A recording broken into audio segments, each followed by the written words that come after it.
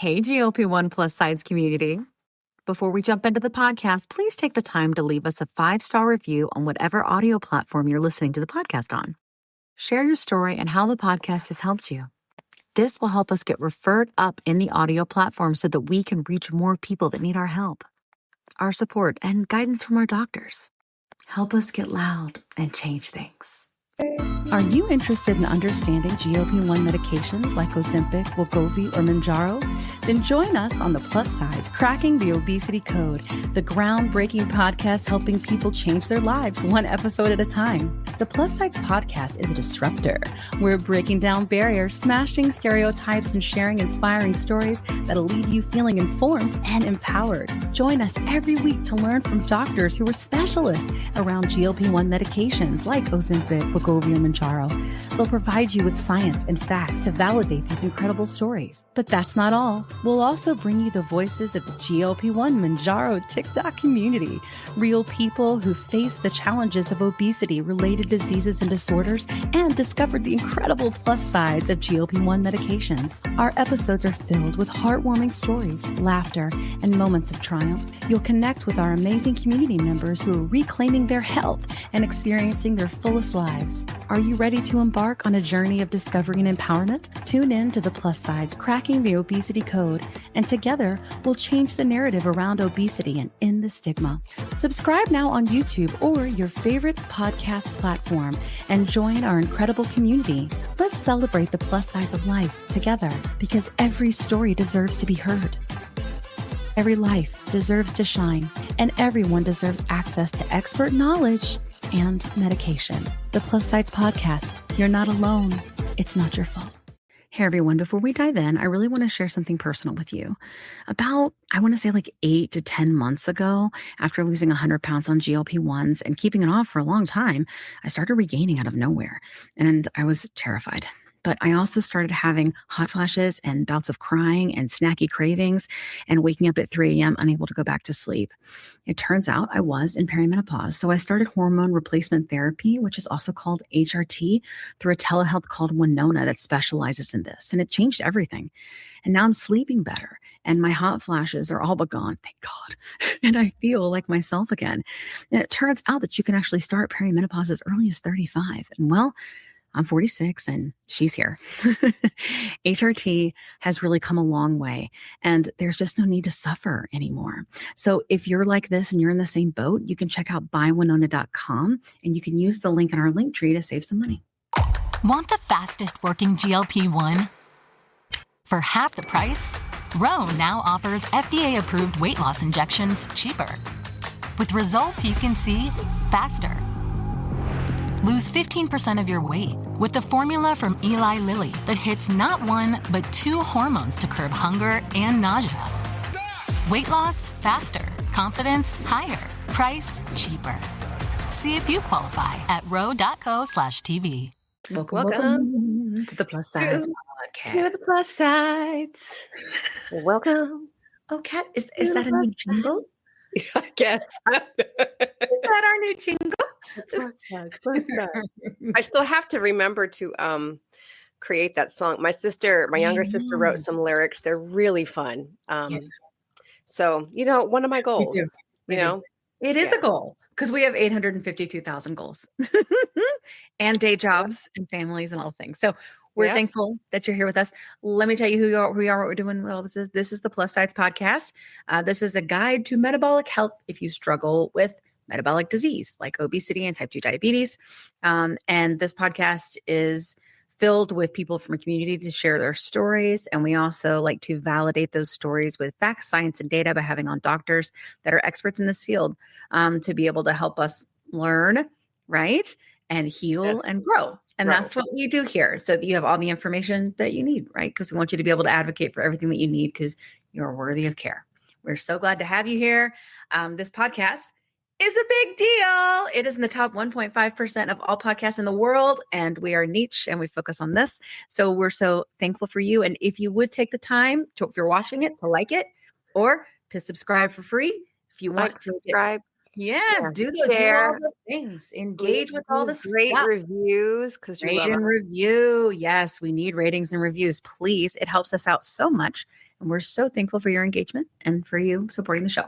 My name's Kim, and I have been on a GLP-1 for 3 years. I lost 110 pounds, and then I gained back 20, and then I lost 10, and this is my life.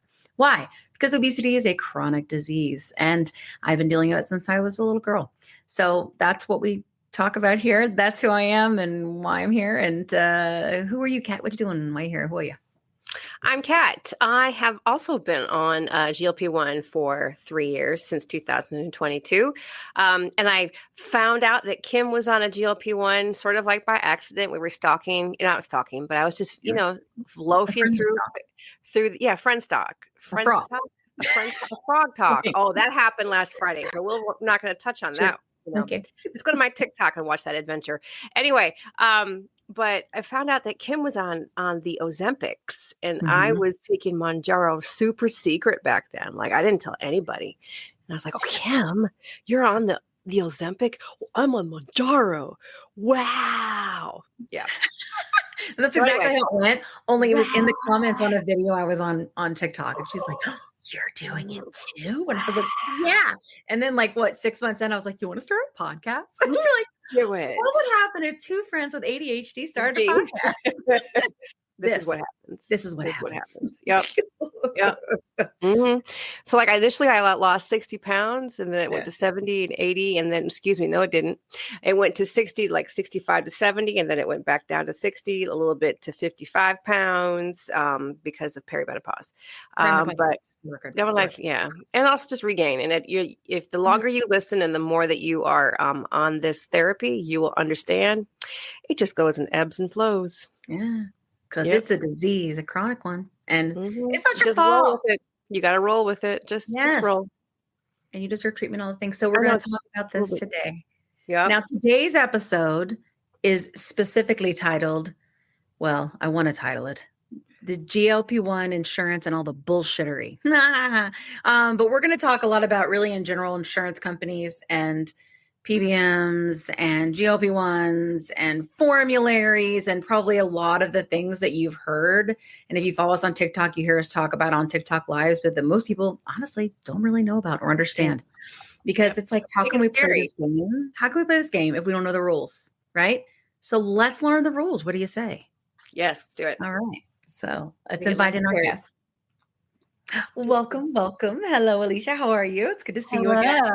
Good to see you again. Yes, good to see you again. Yeah. We saw Alicia at the Obesity Action Coalition back in July. When we were in, gosh, it's not even been that long, but it's been long, hasn't it? It feels like a lifetime ago. Yeah. So I think, but yeah, that's where we met. So, Alicia, I won't even get in the way. Tell us a little bit about who you are and how you help people. Yeah, so my name is Alicia Graham. I'm the co-founder and chief operating officer of a company called Claimable. And in short, we help patients file appeals when their health insurance denies their claim.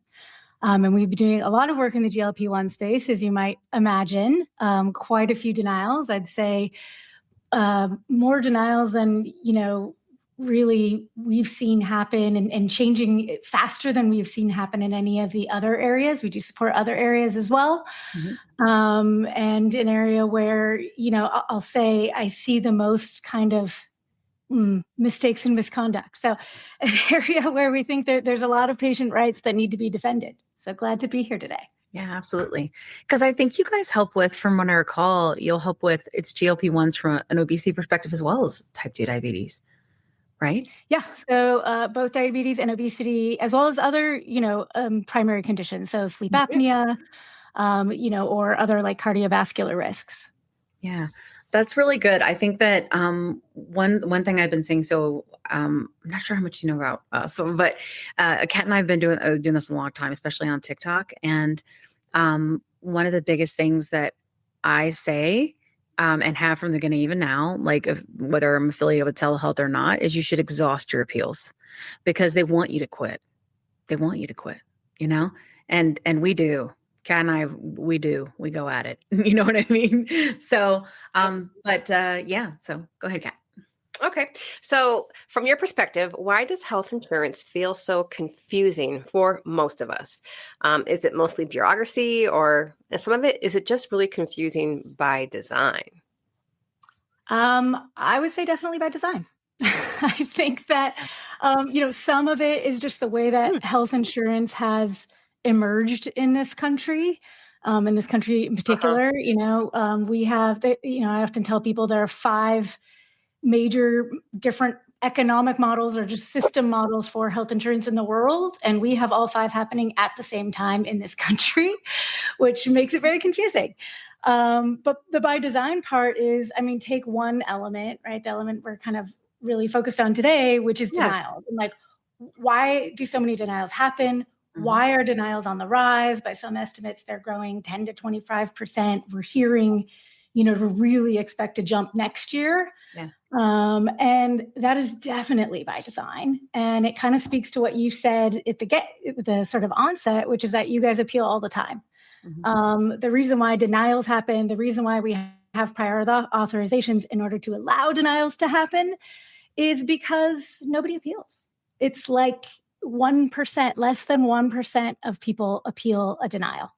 And so the reason why denials happen, first and foremost, is because they get away with it, because they can Right. Okay. interpret a denial as, well, they must not have needed it because they didn't fight back. So I think that's the other thing. And then the other thing to keep in mind is that it's an important profit lever for them. So I Okay. think something to maybe like a little bit of the nerd out on the history here, and I was an economics major, so forgive me, but denials emerged really as a way for them to kind of, first of all, prior authorizations used to be like 3% of all claims, like just really the most experimental, the most costly places where we wanted to make sure that, all the other options had been expired and that this was really necessary. And it's grown into some huge percentage Yeah, of I can see claims. that. Yeah, I don't remember it like, in my 20s or 30s it being as commonplace in a conversation, prior It wasn't. authorization. It wasn't. And then, denials come out of prioritizations because you can deny, prior to someone getting the medication, the service, the surgery, et cetera. And, either they do nothing, which we know about half of people go without. But the other idea is they can steer you to somewhere else or to something else. And unfortunately, as pharmacy benefit managers have grown in their role, we've seen that they're in a position to steer you often based on profitability. But I think so important thing to know about why the system works this way and why denials are so common and growing is partly going back to when Obamacare came into play. They set the regulation on how insurance would be priced as a profit percentage. So there's a medical loss ratio, it's 85%, which essentially means they can only make about 15% profit. So how do you grow if you're an insurance company? You either have to grow the cost to grow the profit. So actually they make more money by growing costs, or you have to move into other businesses where you're allowed to make profit, AKA be the largest employer of providers like United Healthcare is, or buy pharmacy benefit managers so that you can steer where people go and then buy the specialty pharmacies and then, so on and so forth. Yeah. And so it really set the stage for this huge like vertical integration, which is what's partly kind of the big issue we're dealing with today is the fact that nobody stopped that from happening. And in fact, there's a bunch of loopholes in even antitrust laws that allow this to happen. Wow. So I think that's kind of number one. And so in a year where there's not a lot of claims, so COVID times, not a lot of denials, because they want to make sure they're hitting this number just right. They can't make too much profit because actually they'd have to give everyone a rebate check, and they don't want you to get a rebate check at the end of the year. Or sorry, they can't make too little profit because they'd have to give everyone a rebate check, and they don't want you to get that at the end of the year. That was some of the issues that were going on during COVID. They as in the doctors or they as in patients? Patients, you are the customer. Oh, yeah. You are the policyholder, or your employer is the policyholder, or the government is the policyholder. I had no idea what they were for, and I asked no questions. I do remember getting some checks from during COVID. Yeah. Wow. So because they essentially what happened is they made too much profit, so they had to give it back.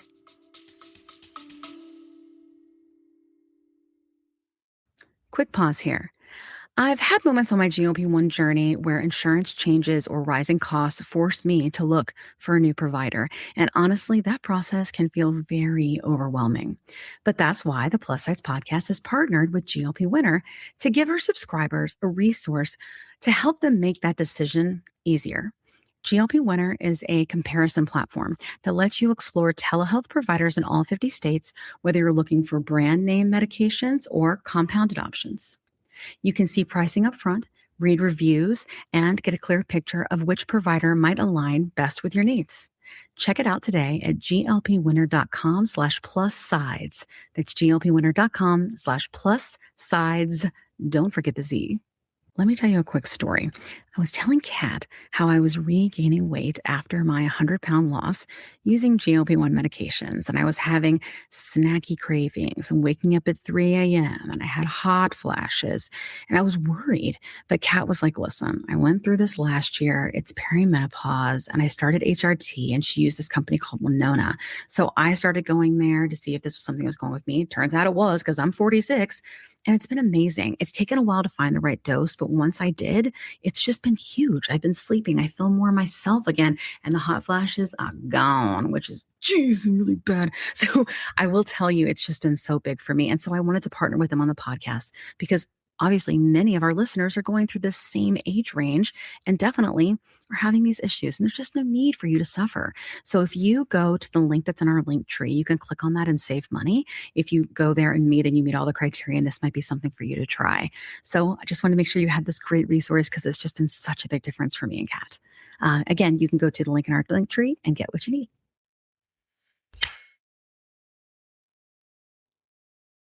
20 seconds a week to lose 20% of your weight in a year with diet and exercise. That's the power of GLP-1s through Ro.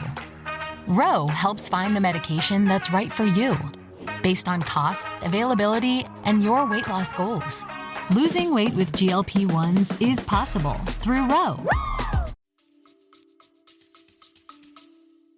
Yeah. And if you think about, this misnomer that insurance companies are payers, they actually don't pay for anything.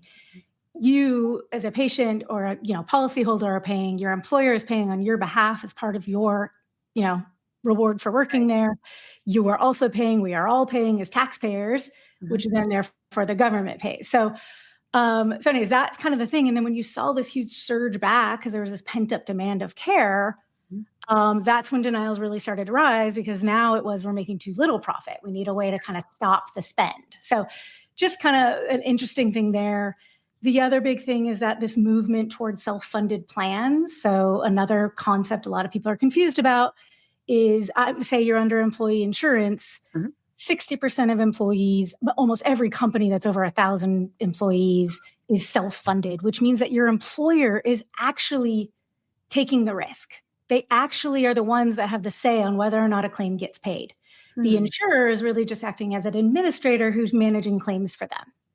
So I think that rise of all these employers becoming self-funded, which actually means they are technically the employer, has made it really confusing, because when you're on a self-funded plan, no state law applies, only federal law applies. There's not a lot of federal protections. And so it's meant that there's all these kind of ways in which, you have less protections as a patient. And then I think the other thing is this move towards automation, digitization, AI has really enabled them to deny you faster and cheaper.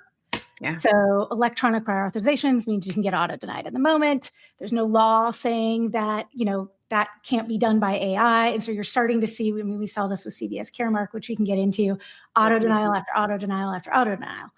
That said, if you file a patient appeal, there is a law that says a qualified human reviewer is supposed to review it. So you got to kind of know these weird tricks. You have to know the legal background. You have to know the sort of economic background to understand sort of how we got here and why we got here.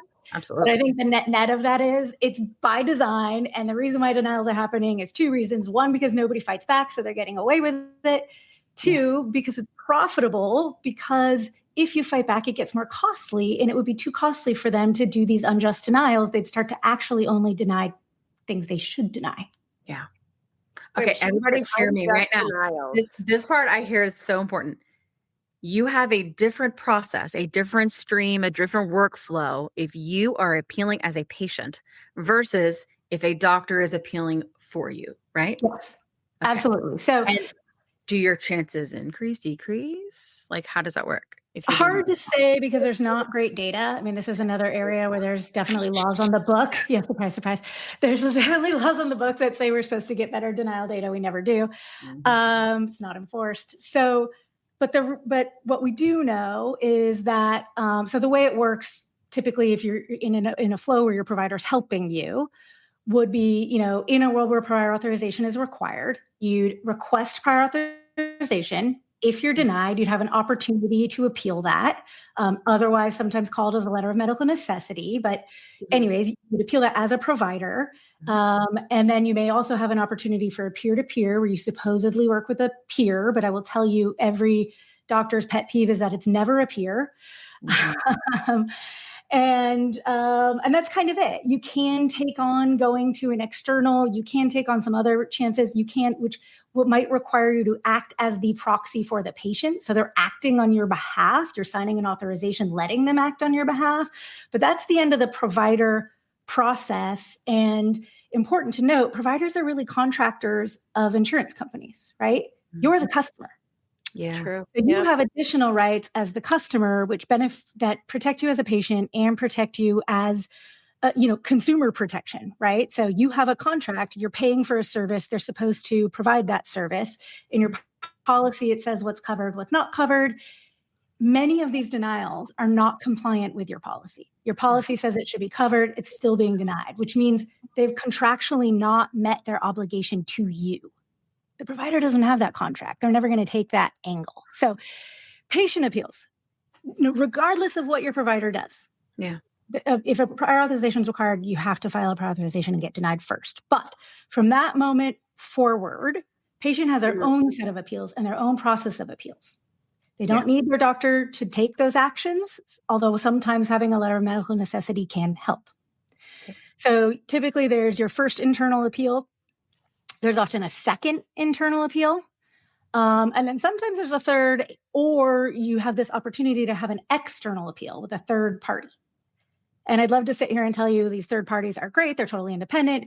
I will say that your chances of overturn are much higher. And that's where we get a lot of the overturn data. So we know that, for example, Medicare claims that go to an external third party are overturned 85% of the time. Wow. So think about that. That means that they're wrong. Their denials are wrong 85% of the time. That's a pretty significant and number. Wasn't there like something with UHC, like United Healthcare, like they're getting sued a couple of years ago, like they were being sued because they were just like mass denying things. That was Cigna as well, right? So there's many lawsuits. Well, let's talk about it. Let's talk about some lawsuits. There's some good tidbits. And some of these, I'll start with the ones that were actually referenced in the Senate report last year.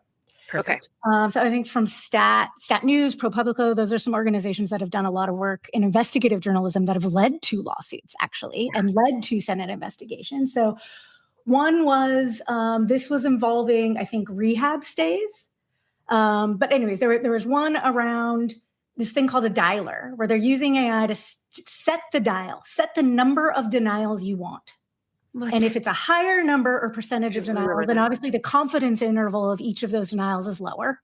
If it's a lower number, the confidence interval is higher. You'd think the confidence interval should be, really high, 99%.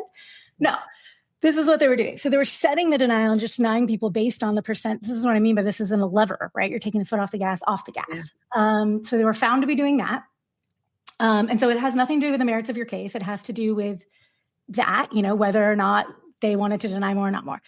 They also found in another report that they had a profitability analysis. This is really interesting, whereby, let's say your zip code or your provider's office or whatever community you're placed in, they're looking at how often you appeal, which means how profitable denying you is. And they were denying people less in places where they were more likely to appeal, which is why please always appeal, because it could actually lower not only you, but your network effect community around you could benefit. Yeah. Was this United Healthcare? This United was part of one of those. I'm gonna forget. I could probably send you after if you want links to these cases. There was a third one that stuck with me, whereby they set the facts. So when your provider fax in, all your documents, they set the facts to only take a certain number of pages, which is less than the number of pages that would be required if I gave you all my documents, et cetera. And they just denied everything as like not enough documentation. What? Wow. They had set up the system. That's straight trash. I swear to God. Of course it's not. And of course there's no record to the provider that says, well, we only got a 9-page fax or whatever. They're just like dumbfounded. Like, but I sent that. I don't understand. I sent that. And this is why they get so frustrated they give up. Honestly, we just had that with my husband. And our provider continued to send his appeal via fax. And they kept being like, we didn't get it. We didn't get it. Finally, they were like, okay, send it through. Finally, send it through Cover My Meds. So then we do it. And then we get a letter that it's been approved. Yeah. Like, it's like such bullshit. Yeah, it used to be rare for us to see that. We fax a lot of appeals because if they're urgent, that's the only way to make it urgent. There is no electronic appeal. There's only electronic prior authorization for a reason, again, by design. And so if you mail it, especially what's going on with the post office these days, it's, could take 2 weeks to get there. We've tried certified mail, which could be faster. However, the issue is most of these are PO boxes, and we've watched those certified mail bump all over to the country. Not accepted, no one to sign. And sometimes it could take a month. I mean, we did a study where we watched these things go all over. So the issue is getting them to actually receive it. Yeah. Right. And they're saying, well, I have however many days I have, 3 days if it's urgent, 15 days, 30 days, depending on the plan and the situation. Well, that only counts from the moment I receive it. So I'd say bullshit. But I will say it recently with some of the GLP-1, I've never seen so many faxes. We have a send receipt. We know it was successfully sent, not received. So we've started sending them just multiple times because it's ridiculous. It's ridiculous. That is crazy. It sounds like what you're trying to avoid getting served divorce papers or something. Yes. It does. I didn't see it. Nobody saw me. That wasn't here. Yeah. That's crazy. I mean, and I don't know why it shocks me. Like, I understand that health insurance is a business. I understand but where I struggle is that it's like, at what point does it become egregious? Right. And to me, this is just incredibly outlandishly awful. I mean, I would say we're there. It's egregious. We're there. It is. Yeah. I mean, that's and I remember when we were first talking about this, so this was 2.5, 3 years ago. And we were telling people, call your insurance company and here are the questions to ask. And people would screenshot it. We would put it up on TikTok. Yeah. I remember that. Ask what's on your formulary, ask what you need, ask what the clinical criteria is. And then eventually they quit answering. No, we can't tell you that. What do you mean you can't tell us that? They wouldn't even tell us. We're like, but you're our insurance company. You should tell us what's required for us to do this. And that's what's insane is because we were all calling so much because none of us really knew. And then eventually we're like, oh, we can go and look up the formulary on the website. Right. But then even then it's like sometimes for me, I had Caremark. So it was always this really vague term, this may be required or not required. Blah, blah, blah. Nothing specific, and you just have to, they want you to engage in the process. It's all pushing you towards the process where you're not talking or dealing with a human, Yeah. I mean, we generally advise people not to call. Yeah. Unless you're trying to check on the status, because there's really no other way to do that today, even for providers sometimes have to wait on a hold longer than patients do, which is insane to check on the status. I've heard 90 minutes on hold isn't unheard of. Yeah. So anyway, but the reason why I generally recommend people do not try and negotiate these types of things via a phone call is that the agents on the phone often tell you untrue things. Yeah. So we've had agents on the phone say patients don't have a right to appeal. We've had agents on the phone say, well, we get 60 days to review your claim, even though it's urgent and it should be 3. We just, I don't know what they're doing, right? but you're not going to get a straight answer. Yeah. even things like, well, don't do a prior authorization, do the pre-certification. It's like a new category they invented so they can say they lowered the amount of prior authorizations. It's the same thing. What Yeah, is it? Just like in blocks? Certification. Like, what is that? It's like a game of whack-a-mole. Like they're constantly there and you're constantly like, It does sound like that.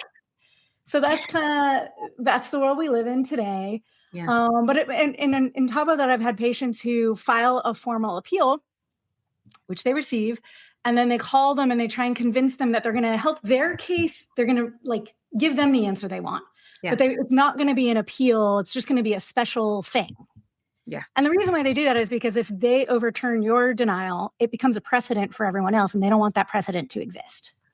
Wow. So it's like when you call, there's all kinds of weird avenues they might try and push you down, which are like not where you want to go. Yeah, for sure. That's crazy. It makes you think of like parents. Like if I tell one person yes, I got to tell everybody else yes. Yeah. Yeah. Like the teacher. And you're going to have that cake. You have to share it with everyone. Although on the flip side, it's my cake. if you do call and you get an answer you don't like, just like hang up and call again, because sometimes they'll give you a totally different answer. It's crazy. Like though, it's like, I know. And it's just like you said, this isn't just with like our meds, right? This is lots of different meds and lots of different procedures. Even. And like, I think too, I mean, we had a guy on our show once where we were talking about sort of like generics, and like, this isn't even a thing with generics really. Like it's not, it just kind of goes through and it's no big deal. But it's when you get like into these sort of specialty meds and these really expensive ones, it seems like that's where things really start to kind of pick up in this area. But that's not even that, like in terms of amount of scripts that are written, and you tell me if I'm wrong, like that's not even in terms of like, it's like there's way fewer of these like specialty things written versus like the majority of the scripts, right? Yeah, but the dollars associated with those fewer scripts are much higher. Mm-hmm. So you've got kind of like an 80-20. I get it. Yeah. 80-20. Yeah. Dang. What about coupon cards? Like, what's the deal? Because I'm telling you, that is the cleverest marketing I think I've ever seen. Like ever. I don't think they're done. Like savings cards, and then them crying poor mouth and being like, we have to turn them off now because too many people are using them. Like, what's the deal? What's going on? Well, I should say I'm not an expert in copay cards, but so copay cards, right? These are usually manufacturer assistance. Right? Yeah, the manufacturer assistance, like we called it the Mounjaro savings card. Yep. So you've got these. Yep. So you've got these savings cards, and they're typically, and all the programs for all the different medications are kind of set up individually, right? So every program can be run differently. But typically they set it up to either be time-based, so you can use that for a certain number of months, or, value-based, so it's up to a certain dollar value per year. So something like that, right? There's always some sort of limitation on those copay cards. Yeah. The other issue with the copay cards is there's been this whole market that has been created, GoodRx, RX Saving, whatever. There's a bunch of companies that like somehow they kind of have a take in that. So there's different things being pushed with different discounts here and there. Yeah. And then there's another issue to know about copay cards. I don't think we're seeing this quite yet in GLP-1s, but who knows? Maybe next year, where there's these other third-party alternative funders that somehow get in the mix. They carve out the benefit, and then they take all the savings of the savings card and then say that you're still on the hook for the entire, they call it maximizer or deductible or whatever, so that your savings don't count towards your deductible. What? So there's all these like nefarious things happening in that world as well to be aware of. But the copay cards, I mean, they were there to make it affordable for people, right? And they're trying to do it in a way whereby if you have coverage, you're getting coverage. If you don't have a coverage or don't have enough coverage because it's on too high of a tier, which for GLP-1s, they're kind of moving them up the tier, means the copay will be more. It's meant to kind of make that more affordable. I won't say affordable for more people. Right. So that's why they exist. What that is real quick, like the tiers, in case people don't know what it means. Yeah. So there's a thing called a formulary, otherwise known as a drug list. So if you look up your insurer or your pharmacy benefit manager, if you know who that is, so big three, right? CVS Caremark, Optum RX, Express Script, whomever manages your benefit, it's written on your insurance card. You could Google that plus drug list or formulary 2025, or start to look at 2026, which will probably be published in the next couple months. So you can look ahead and know what's happening next year. And you can see where the medications you need to or want to take are. And so if it's a lower tier, it generally means there is a low or no copay, depending on your plan. If it's a higher tier, it generally means there's a higher copay, or sometimes even a percentage share, coinsurance, depending on your plan, high deductible plan, all those kind of things. Yeah. And so it's really important, because that formulary is what decides the rule sort of engagement between you and trying to get a certain medication. So that's thing one, is like, where is it in the tiers? Where is it on there? The other thing that the drug list or formulary will tell you is it'll tell you whether or not a prior authorization is required. So you can see it on there. It'll be like a little code. And so that's important to know. It'll always be required for GLP-1s, but it's important to know in general. And then what it'll also give you is it gives you usually kind of a link to the coverage criteria. And so this is something really important, especially for those people trying to get on GLP-1s for the first time. But take a look at your coverage criteria for your plan. In GLP-1s, there's usually a few criteria. The most common ones I see are you're participating in some sort of weight management program, and some sort of months. So the ridiculously excessive criteria will say things like 12 months, 9 months, 6 months. The FDA indication says just that you're doing them both at the same time. So you're supposed to show that you're doing some sort of lifestyle modifications, diet, exercise, et cetera. Have some sort of. Could you repeat that? So the FDA specifies. Yeah, if you can look up the FDA, approval indication for whatever medication you're on, and it'll tell you what the requirements are according to the FDA. And when it comes to weight management, it just says that you are, participating in some sort of lifestyle management diet. So basically, you're eating less and moving more, and that's okay. Yeah, and there's no time limit per se, but that's there's what not a time limit. That's all been made up by the insurers. Okay, as a way to limit who's eligible. Like, a lot of times they say, oh, now we're only going to approve it if you use our telehealth. What's up with that? Yeah, we've seen that. I mean, if it's paid for, it's kind of hard with some of those, like how much do you want to push? But I will tell you, when it's like extremely excessive criteria, we'll fight those all day and we can win those, because just because it says so in the policy doesn't mean the policy's right. These policies are supposed to be backed by scientific evidence. And if there's no evidence to say that something is true, then it shouldn't be true. So weight management is one that's like a little bit harder. That's a little bit more subjective sometimes. It is definitely a hurdle we see people play, and we have a specific appeal strategy for that, I will say. The other bigger ones are BMI. BMI is the big one, right? So the FDA says it's 30. 30 is the threshold for weight management, and it's lower, 27, if you have other comorbidities such as sleep apnea, high cardiovascular risk, et cetera, et cetera. So, and we're seeing, even more and more indications, like MASH was the latest one. So if you have any of those other indications, it's the criteria is supposed to be lower. It's supposed to be 27. So now you see these insurers that are making the criteria 40. You're like, it's morbidly obese. So basically, you want me to be dead. Yeah. It's ridiculous. This is ridiculous. That sounds like that makes you think of literally had people like bariatric surgery way back in the day. Like they wouldn't approve bariatric surgery if you had an X amount of like BMI. Yeah. So I would call it excessive. I would say there isn't a scientific basis for that. The science says it should be 30. The FDA is based on all of that. So we fight those again all day, and we often win. Okay. And then the other one would be step therapy. Right? Tried and failed. Yes. Oh, yeah. And so therapy's gotten us a lot. Oh, yeah.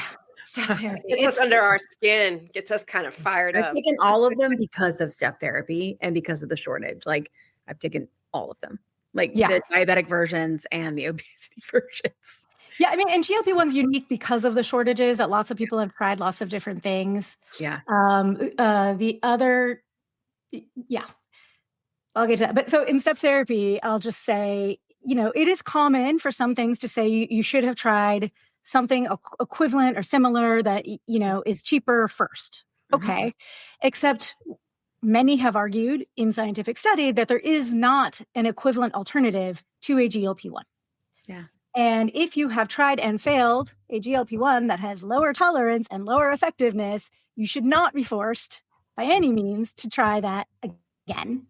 Yeah. Absolutely. Hard stop. And on top of that, something people should know, and this is why it's like the shift I'm often, especially helping providers understand, is like it's not about medical necessity, it's about legal requirements. So many states have a step therapy law on the books. And so everyone should look up, they have one. Most of those step therapy laws say that if you are on stable and effective medication, you cannot be asked to switch. You cannot be forced to switch for non-medical reasons. That makes me want to look at what's on George's books, right? Yeah. Now, there's a huge asterisk there, which is if you're on a self-funded plan, state laws don't apply. So, and there has been a lot of people trying to there's something called the Safe Step Act. It's active legislation, kind of like, if you want there to be a federal law that says that, you should probably fight for it and talk to your senator. Hey, there we go. Introduced many times and it hasn't gone anywhere. So that's just something to know that, if state law applies, a lot of these denials are not following that state law. And you should know that because that's your number one gotcha. They cannot hold on to that denial, which breaks the law.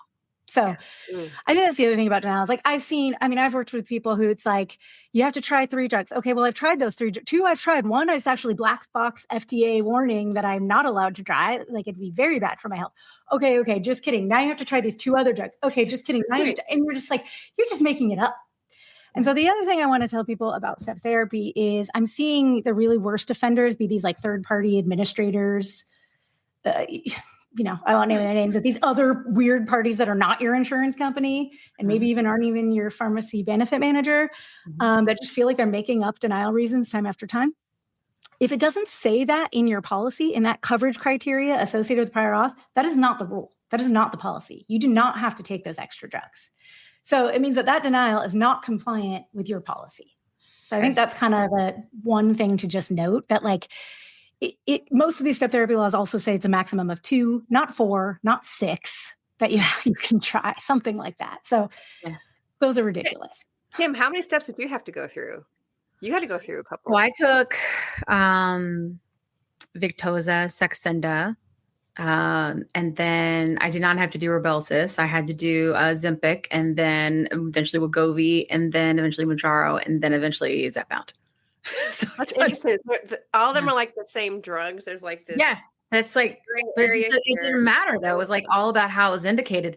And actually, when I first started taking the medicine, the type 2 diabetic versions, I didn't need a PA for. I only needed a PA for the obesity versions.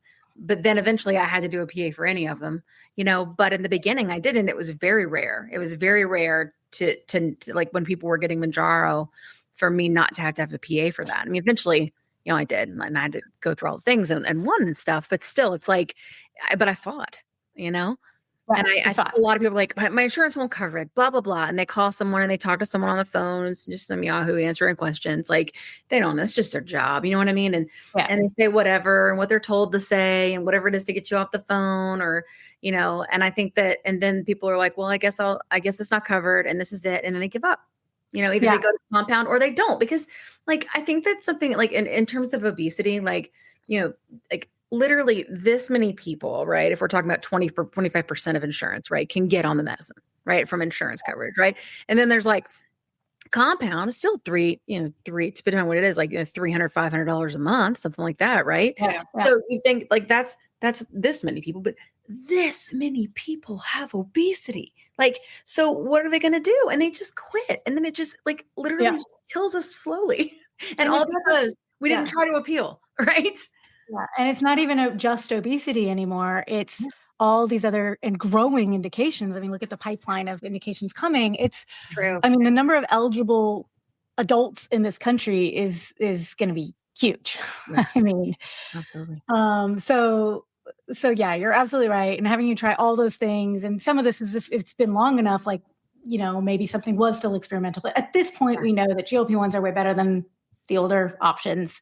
And at this point, we know that, zepbound and Wegovy are not even equivalents as well in terms of especially tolerance for a lot of people. So I think, those are things you can fight for. Yeah. Those are things, your provider can also say, I don't think this is safe for them. Yeah. Mm-hmm. I'm super curious about your thoughts of when the triple agonist comes out, for example, right? Like in terms of how that's going to work with insurance. Like, do you have any perspective to share there? Because I feel like it's going to be so expensive. And I just I don't know, like, will it be on formularies? Will everybody have to cash pay? I don't even know. We will get coupon codes. Will we get coupon cards? Well, generally, $100 to get us hooked again, like little druggies that we are. Well, generally, so generally sort of the journey of a new drug coming to market will be once it gets its FDA approval, the insurance companies certainly drag their feet to make that approval turn into policy. And some of that is they have a board that updates formularies and they only meet once a quarter or once every 6 months or once every whatever. And even then, in like the pharma world, or pharmacy world, they call this sort of new market access block. So even then, they do this thing where they don't give it a code, and therefore there's nothing to bill against. And so it takes sometimes over a year to get, the right steps in place to make there even be a policy. Yeah. That said, just because there isn't a policy doesn't mean there isn't access. What it does mean is that in order to get access, you have to file for a formulary exception requesting access. And sometimes not having a policy is better than having a really bad restrictive policy. So what you're saying is this isn't experimental. It was approved by the FDA, or all these other people have had claims filled because maybe some insurer already has a policy. They're kind of ahead of the curve. And so what you're really proving is it's not experimental. It's proven treatment. It's the best next option for me. You're going to need your provider to back you up with that with some sort of statement, but it can still be your appeal. And I want access. I need access. It's medically necessary for me to have access to this. And they're supposed to review that. And that can get approved if you make a case. So, but that is kind of the process. So there will be this period of like policy catching up to science. And that's always happens. I will say that these pharma companies will be, I'm sure, working very hard to make sure there's lots of programs in place to help guide people through some of that. Yeah. And, they may be more on top of how to address that than even your providers are. Yeah. When they get FDA approval, like I feel like when FDA approval came through for zepbound anyway, we were all just like bated breath, like waiting for it to happen, hoping it would become on more insurance, right? Formulators, so those that were taking wegovy could try it and all things, right? But like, I remember it being so fast. Like it went from, we knew it was approved to it had a name to it was on formularies. It was but it was also, it also was like so anticipated. And I remember like, they had called it fast tracked, like they were fast tracking it for approval, right? But that's not something I really understood what was going on or why that is. Do you have any insight on that? Yeah, I think the main thing to understand is by the time something gets FDA approved, it's been in that FDA pipeline for sometimes 10 years, 5 years, certainly 3 or 4 years. Yeah. So it may feel fast to you, but on the other side, it probably feels like a glacier moving, it's like, we've been waiting. The test has been done for, months and months and months, and we're still waiting for the answer. And so they're ready, right? They've spun up a commercialization team usually 2 years prior to FDA approval. They've been ready. They've been waiting. They've been preparing. So I think that's why those things can happen really fast or feel like they happen really fast.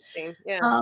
And something interesting of note, and I know because you guys really look at like what's coming down the pipeline, but that's all public information too. Yeah. Anything and where it is in process within the FDA's pipeline, that's all public. So you can plan against that. I think even if you're not that pharma company, even if you're some other player, you can kind of plan against that. Yeah. Yeah. That's really interesting. I think like, in like with it getting approved and with a triple agonist, I think that what I'm wondering is like the other bullshittery we're going to get from this, like, well, no, you're doing just fine on zepbound. You don't need to try this, but maybe we've stalled out for months and months and months and still have, obese BMIs, or no, you have type 2 diabetes. So you don't need to be this because this is approved for obesity, not type 2 diabetes. So you don't need to, you know what I'm saying? Cause I'm on Mounjaro. Yeah. I feel like there's going to be some bullshittery with that. No doubt. No doubt. I think the off-label stuff is really weird because I think outside of GLP-1, there's not like this like willy-nilly switching off-label drug to drug. It like doesn't really happen. There's also not many other examples that I'm really aware of like it's exactly the same drug with 2 different names and for 2 different indications. Like, it's weird. Yeah. And it's only in this country. In other countries, it's just one brand because of the bullshittery. Right? Yes. It's a way through the bullshittery.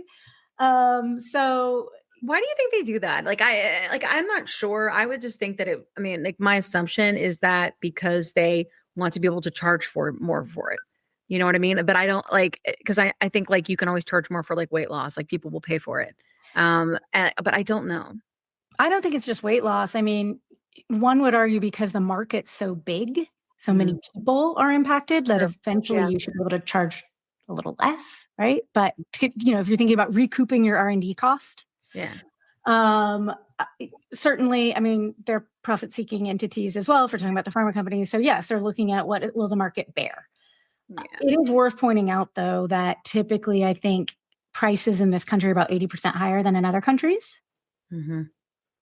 Yeah. Yep. That's not just the pharma company deciding they can charge more to Americans. A lot of that is because they have to pay to play. And who do they pay? They pay the pharmacy benefit managers. Yeah. They have to pay rebates. I think about it as you have to pay money to get in that end cap display at if you go to Target or Walmart or whatever, there, but they actually have to pay money to even be on the shelf. Wow. Mm. And no other country has that kind of system. And so no other country has this sort of pay to play thing that really drives up drug costs. That is very American. Yeah. For better or for worse. But I think when it comes to the prices, and I know that there's kind of this stuff going on where raising it in the UK and kind of having it be more on par with what we're paying or technically what we're paying. But you're right. I remember when I went to the Senate hearing when the CEO of Novo Nordisk came down. Mm-hmm. And so my family and I went. And so just with our shirts, we just said, make GLP-1s affordable. And we just showed up. We just sat and we just went in there. And it did blow I was very encouraged that our senators understood obesity as a disease. I will say that I did not think that they got it, how bad this is, right? But they did get it. And I was very encouraged by that. But I remember that the CEO said at the time of Novo was there, and he said, well, I have dropped the price of medicines before and they weren't high dollar. And then I was dropped from formularies. So you think that me dropping the price is going to solve this problem? No. He was like, but it's not, because your system likes the high value things because they have rebates and then they make money. Right. And remember, going back to what I said a while back in this conversation, in order for an insurance company who's only allowed to make an exact percentage profit to grow, they need the cost to grow. Yeah, exactly. Jeez. What a mess this is. God, I know. We just need to rip it down to the studs. But speaking of ripping down to the studs, so let's talk a little bit about PBM and we talked about how it works. What do you think about reform and what people have said about that? Do you have? Yeah, I mean, I think I've been both, what would I say, excited, intrigued, and also a little bit disheartened by some of the PBM reform. I think what I love seeing is what's happening in the States, where there are PBM reform that focuses on stopping PBMs from being able to steer people to their own pharmacies, where, surprise, surprise, they're paying a higher rate for the same medication. So they're putting independent pharmacies out of business. It's just another way for them to extract that or steering you to a different medication, because to kind of the point that you were making about the Novo Nordisk comment, they make more profit on that specific drug. And so they want you to take that specific drug. And so I think that anti-steerage, the ownership sort of stopping that, being able to steer to your own pharmacy, is amazing. I would love to see that happen. I think that some of the other reforms too, just kind of around self-dealing, right? Being able to not, if there were more reform around not being able to force people to switch drugs. So unless you're going to take on, that medical liability, unless your medical license is on the line, why do you get a say in what someone should be taking or doing? So I think that's something that really needs to be addressed. They're dictating care through denials, and we need to put a stop to that. I'd love to see wrapped up in that, just frequency of changes on formularies is something that's mentioned in some of the reforms. So I think that's the problem. Being able to notify people, giving people real alternatives, and having a clear exception process for that is something that's really important. So all that excites me. It's wrapped up in like prior authorization reform too, and some of that I will say I've been the most disheartened by. On one hand, you see, they're going to reform prior authorization. It's going to go down. We heard that last year. Also, most of what they're touting is already a law that's been on the books that was supposed to go into place last January, then got pushed back to next January. And the way they're talking about it now sounds like they're going to water it down. So it's like, we're doing better for you, but actually it's going to be worse. And then at the same time, they've now announced that, traditional Medicare, which has had like very low prior authorization, they're going to now pilot adding prior authorization for more things for that. So it's just like all signs are pointing to prior authorizations go up. When prior authorizations go up, denials go up, and we're going to let them use AI for more and more. But there's no, I'd like to see reform on monitoring the AI, because frankly, if something is overturned 85% of the time, that AI is doing a really bad job. I would like there to be oversight on all of AI, but like in general. Well, it's weird that we're not. And anybody else like that's weird? Because I do. I see it probably will be coming in the future. There's no denying it. Afterthought. The government is always late to the party. Yeah, my dad worked for the government for the longest. Like, he worked for the IRS, he worked for it's VA. The front half of the government that's late to the party. The back half of the government's way ahead of the game. I think it just means that, we need technologies that level the playing field more than ever today, that are accessible for patients, because many patients don't have providers that are helping guide them through this process. Many providers are fed up or frankly can't afford to keep helping people through this process, because this is unpaid work for them. Absolutely. Yeah. And it was even worse during the shortage. And I don't think we're going to have more shortages. I can't even imagine.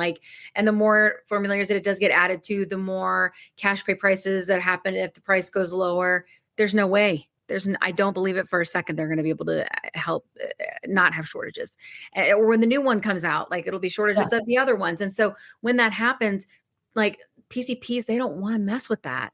They don't, because they're calling around and moving scripts around and back on the fourth. And then when they put those new gates in place, I'm sure you've seen it. Oh no, you have to go up in dose every month, or, oh no, your maintenance has to be this dose and not this dose, but you can't tolerate it. And the PCPs are just done. But the problem with that is that we don't have, sorry, I get passionate about this. We don't have enough obesity specialists or endocrinologists, right, that really understand these medicines, insurance, and all the bullshittery around it, right, to be able to help the amount of people that are sick. So we have to have tools like Claimable for this kind of thing, so that we can take the power back. Because if not, you're going to be waiting to see a specialist to possibly do something that you could have done with, a letter, yourself. That's a lot of why we. Exactly. And that's a lot of why we founded Claimable, really, is because we saw this huge gap in the market and a huge need, and frankly, to help remove the burden from the providers, because why should that be all on them? And also, patients have more rights. So you can help patients you don't have to be an expert. All you have to do is tell us your story. Yeah. We'll be the experts in different appeal strategies. So for example, we have an appeal strategy just for dosing that is weird, right? Because really all you have to do is explain it, and there should be an exception granted. Yeah. So having very specific appeal strategies for very specific situations, knowing all the policies, knowing all the laws, and knowing all the science. And then it's really marrying that with your story so that you and your words can be the best advocate for yourself. Yeah, I love that. So when I would love for you to sort of explain the way that Claimable works. Let's just give it a very common example. I went to my doctor. I want to start one of these weight loss drugs. I hate that people call them that, but it's just what they call them. It's diet culture. But they go, I want to start one of these weight loss drugs. The doctor goes, okay, here you go. Try to get zepbound. Sends to zepbound or sends it in. Automatic rejection. And this person's goes back to PCP, goes, rejection. And he goes, it's on your formulary. And then we're like, wait, you can try Claimable. This is a good opportunity, right? In terms of the process, right? What do they do? Yeah. So I think so first of all, you just come to Claimable. We've got a whole kind of page with some information about just different GLP-1 kind of denial scenarios. The first thing, really, you just start by answering some questions. You answer questions about what you were denied for. You share your denial letter, you share your insurance card, so we can understand exactly what your plan policy is. Because when you say not on formulary, is that zepbound's not on formulary? Is it that not all weight loss meds are off formulary? Because those are two very different scenarios with very different chances of success, I will say. And then from there, you answer some questions for 15 to 20 minutes about the basics of your insurance and the denial, a little bit about your health history. So other indications you may have. So for example, I mentioned before, but like if you have sleep apnea, there's sort of like a whole other door opens up, right? Yeah. So, that kind of thing is important to know. Or you have MASH, right? You said like, and MASH now as well. Yeah. And then also importantly, we ask you questions like, how does this impact your daily life? Like, how has your life changed, or how will it be changed with this denial? How does it impact your ability to work? And how, and what other kind of urgent situations this could impact? Yeah. So at the end of that, they're in one sitting. It'll take about 2 minutes to generate the letter, because we have built an AI-powered tool that has all of the data that we've curated ourselves so that it won't hallucinate of policy, clinical, and legal. It marries that with your story. It generates a letter right then and there. You review the letter. If everything looks good, you kind of finalize the package. So any extra documents you have to upload, like a letter of medical necessity or a record of something. And then once you hit submit and you say it's approved, we mail or fax it or both for you. Something else that's unique about what we do is we have a database of, we call them decision makers and influencers. So to what we were talking about before, where sometimes it feels like the facts to nowhere and what's happening, we don't just send it to that appeal department. We send it to executives at the health plan. If you're on a self-funded plan, we encourage you to send it to your CEO, because they're typically the fiduciary who has ultimate responsibility. Surprise, surprise. Yes. But the regulators, so we have a database based on your state and the type of plan. Who is the most relevant regulator for you? If there's friendlies who tend to, write legislation about this issue, who are those in the political world who may step in to investigate? And we have had random bureaucrats like pick up a fax off the fax machine and decide this is what I'm doing today. So that's kind of another big piece of it, but all that's automated. So from start to send, it would be like usually between anywhere from 15 to 30 minutes, depends how verbose you are in your storytelling. And that's it. You will have appealed. That's amazing. Yeah. When it comes to something, I feel like we talk about getting on and, kind of those different things around like dosage and stuff like that. There are people where they also try to kick them off because their A1C is now normal. Yeah. Right. Or their weight is now normal, or maybe they haven't lost enough weight, right? Or they've lost, like, that's a big one. Haven't lost enough weight, therefore it's a fail. Like, are those all things that you can do with Claimable too? So right up front in our experience, we'll ask, what condition was the primary condition? What medication were you denied for? And then we'll ask you what you think the denial reason is. There's sort of what we kind of call primary reasons, like formulary change or not medically necessary, whatever words it says. And then we'll ask you a follow-up question that is like, which of these apply to you? And we actually have an exact reason that's lost too much weight, didn't lose enough weight, all those things. Because really what you're getting at is situations whereby the continuation criteria should have applied, but instead they applied the initial criteria. So really their denial mistakenly applied the wrong criteria. And then based on that, we'll tailor, and your answers to other questions, we'll tailor the denial strategy, or the appeal strategy rather, to meet that denial reason, that like very specific denial reason. That's great. Yeah. And I would say in all cases, we address medical necessity. It's kind of just like what extra denial reasons were there, and therefore what extra appeal arguments will we make? Yeah. I love it. That's great. Love it. This is amazing. Yes. So speaking of like people who are just getting, or we get a lot of newbies that listen to the show. If there's somebody out there who's thinking about trying to start a GLP-1 journey, what are some of the steps that you would recommend at the getting coverage? And also, I have another question. Let's say I want to start on a GLP-1 and I hear this episode and I get so frightened. Can I come to Claimable first before I even go to insurance? Yeah. Would that be a good idea as well? No on the latter. I'll tell a quick story about that in a second. So if you're just starting out in your journey and you're trying to understand your options, there's a few things I would recommend you do. First thing I would recommend you do is if you're on an employer-sponsored plan, I would recommend you get a copy of your summary plan description, otherwise known as SPD. You can ask your HR department for that. That is your contract. That is your policy. It has like 100 pages. You can put it into any AI and then ask it questions. So you don't have to read the whole thing.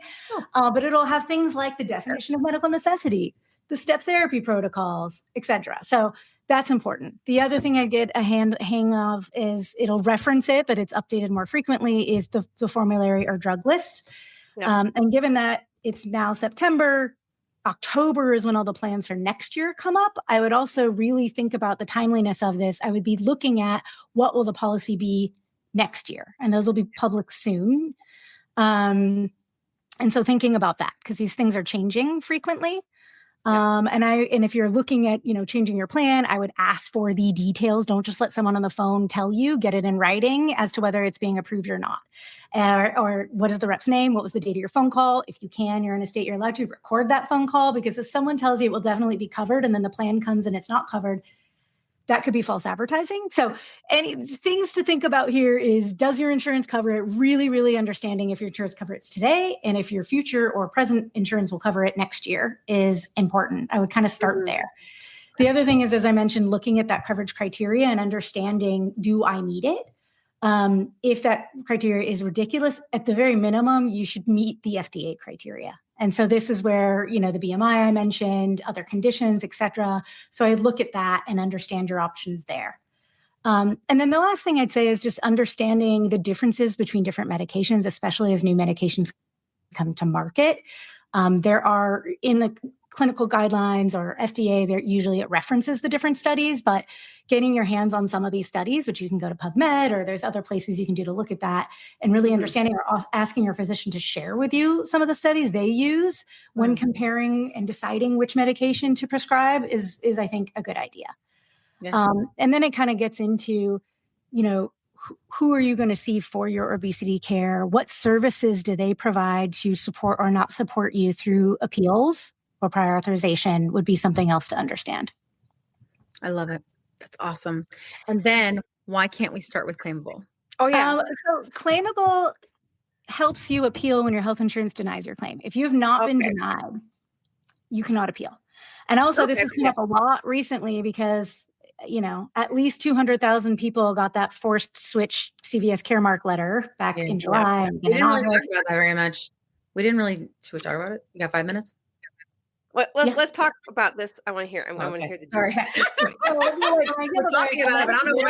Let's talk all about it. All of it. Yeah. So a lot of people got those notice letters. We know it's at least 200,000, could be as much as, 500,000 people got those letters. Yeah. They were just a notice. They were a notice because by law, they have to notify you 60 days in advance of a formulary change. A lot of people tried to file an appeal based on that notice, but they couldn't. There was nothing to appeal. It wasn't a denial. And so I think there's a lot of confusion right now, again, by design, around like where I am in a process. And so if you were to get a forced switch letter notice, you had to have your prescriber submit a new prior authorization. You had to get denied from that prior authorization. You had to receive the denial, not just the little notice, but the letter that comes in the mail that has a lot of pages. In there, always by law, is appeal instructions. And those appeal instructions say where to send it to, because it's different for different plans in different states and whatever. So it was important to get that denial before you appeal, because then we kind of knew what the rules of engagement were. And that was like a source of a lot of confusion for a lot of people. Yeah.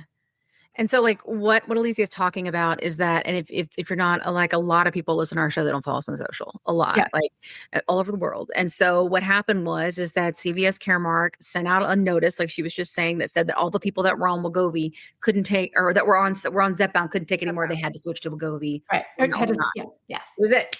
done, not on formula anymore, period. So there's been a massive upheaval because a lot of people have had better success, either from a weight loss perspective or side effect management perspective, on zepbound versus wegovy.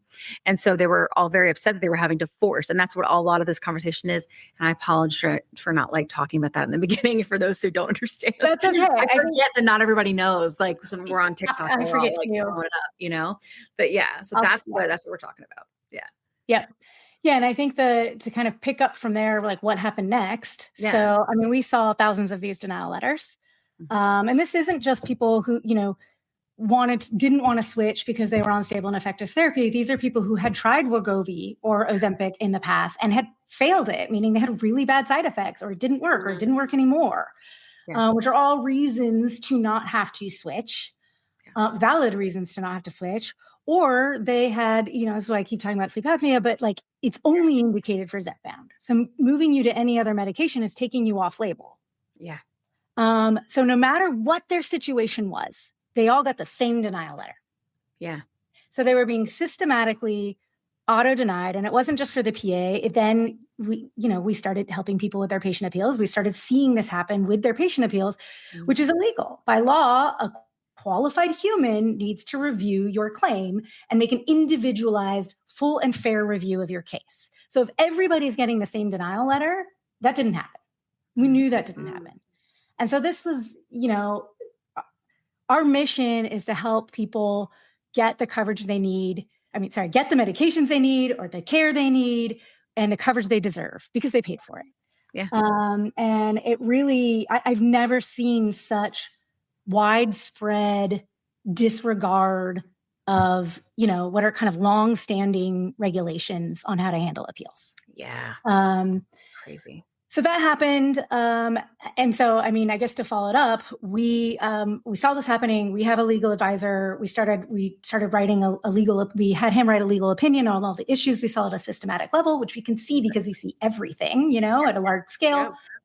Yeah. We included that then in every single appeal. We just started doing free second appeals, free external appeals, and just kind of really trying to get people through this process. But we saw continually, so some people did get approved during that process, but we saw way too many people continue to get auto denial letters.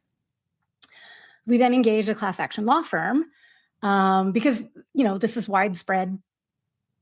We're beyond mistakes here. This is misconduct. Yeah. And referred some of our patients who were willing to go through that process, and they filed a lawsuit last week. So that's Larkin versus, So Larkin. Like from like the stories that we're hearing bubbling out right now that's saying like they're getting in trouble for switching this. This was claimable.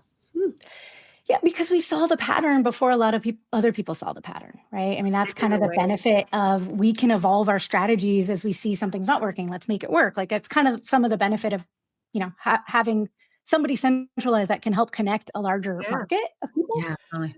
And like, our job is to help people win. And we felt like we either have to stop helping people do these appeals because they're not working, or we have to help them get through the appeal process. Because one thing people should be aware of is there are laws that say if you don't appeal, you can't sue. And so I don't know what's going to happen many months from now when these classes are finally certified. If they get certified, don't have a crystal ball, but that could be one stipulation is, did you appeal? Yeah. So I have had a lot of people come to me about this specific case and said, well, actually, we were able to go back and get Mounjaro approved off label. Yeah. Which is like, why? So we saw that. It happened to a lot of people. They said, okay, great. But they did this tricky thing where you have to have your provider go to this one place, like press a magic button that says I'm open to other alternatives. So they're basically tricking providers to prescribe off-label. Yeah. A lot of providers said, no, I don't prescribe off-label as a practice. I'm not doing that. And this is where we did get people to stay on zepbound because the doctor shouldn't be able to force a provider to prescribe off-label if they're uncomfortable with that. Right.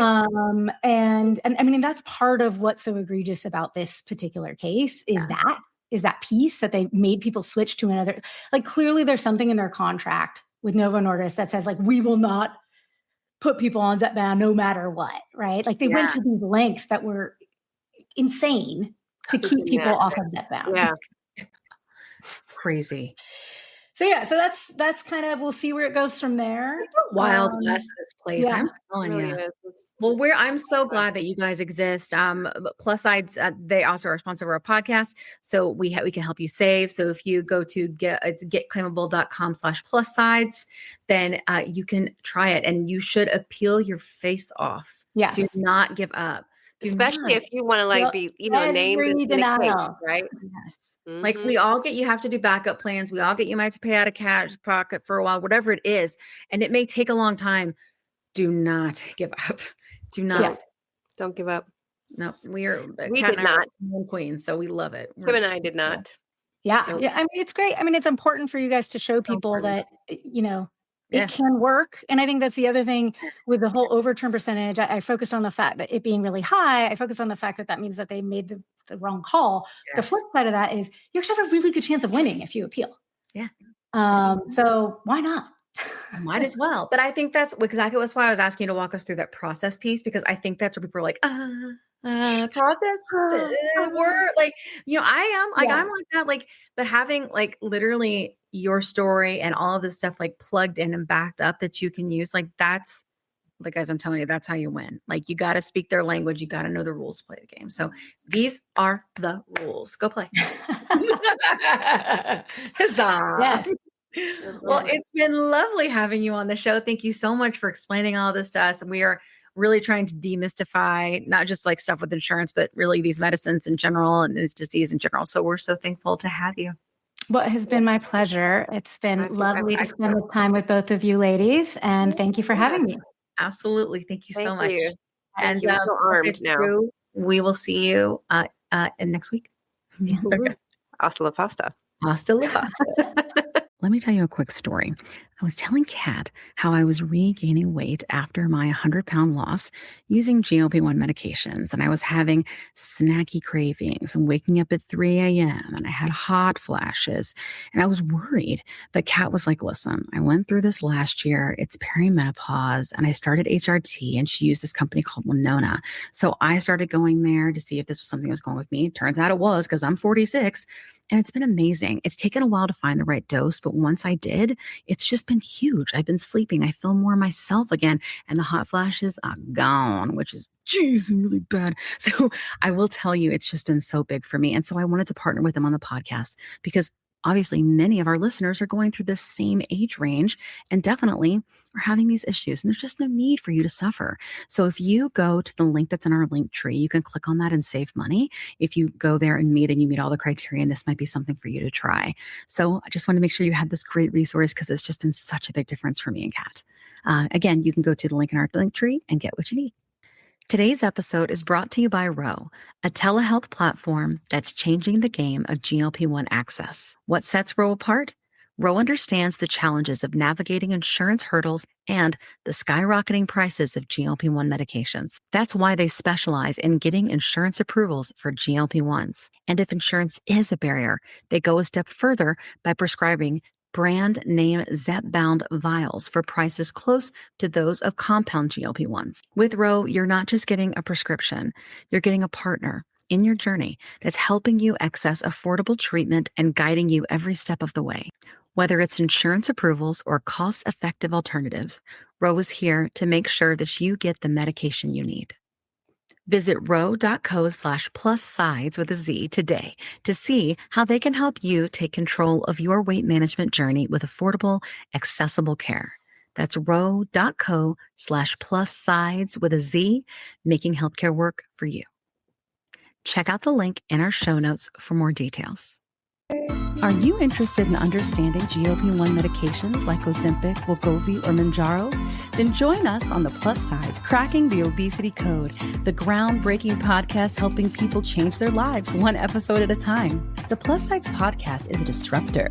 We're breaking down barriers, smashing stereotypes, and sharing inspiring stories that'll leave you feeling informed and empowered. Join us every week to learn from doctors who are specialists around GLP-1 medications like Ozempic, Wegovy or Mounjaro. They'll provide you with science and facts to validate these incredible stories. But that's not all. We'll also bring you the voices of the GLP-1 Mounjaro TikTok community, real people who face the challenges of obesity-related diseases and disorders and discovered the incredible plus sides of GLP-1 medications. Our episodes are filled with heartwarming stories, laughter, and moments of triumph. You'll connect with our amazing community members who are reclaiming their health and experiencing their fullest lives. Are you ready to embark on a journey of discovery and empowerment? Tune in to the Plus Sides Cracking the Obesity Code, and together we'll change the narrative around obesity and end the stigma. Subscribe now on YouTube or your favorite podcast platform and join our incredible community. Let's celebrate the plus sides of life together, because every story deserves to be heard. Every life deserves to shine, and everyone deserves access to expert knowledge and medication. The Plus Sides Podcast. You're not alone. It's not your fault.